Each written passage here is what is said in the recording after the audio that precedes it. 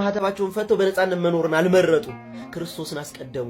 ማህተባቸውን ስላሰሩ ነው እንደዚህ ባሰቃቂ ሁኔታ የተገደሉት አይደል? ደበራችሁ አይደለ? ለሚመለከተው አካል ስላችሁ የሕግ ከለላ ያገኙ ስላችሁ ደበራችሁ አይደለ?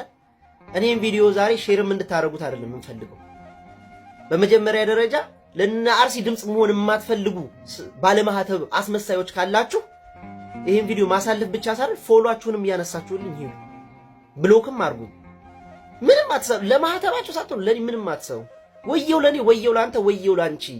እነሱስ ላመኑበት ለዚች ማህተባችሁ ስጋችሁን ለሚገላችሁ ነገር ግን ነፍሳችሁ መንካት ለማይችለው ይህ እንዳትፈሯቸው፣ ይልቁን ስጋንም ነፍስንም በገሃነም ሊያጠፋ የሚችለው እርሱን ፍሩት የሚለውን ቃል ተማምነው ሞተንም ኖረንም እኛ የክርስቶስ ነን በክርስቶስ ሙሽራዎች ነን ብለው ነው እነሱስ ማህተባቸውን አሳልፈው የሰጡት በስቃይ የሞቱት።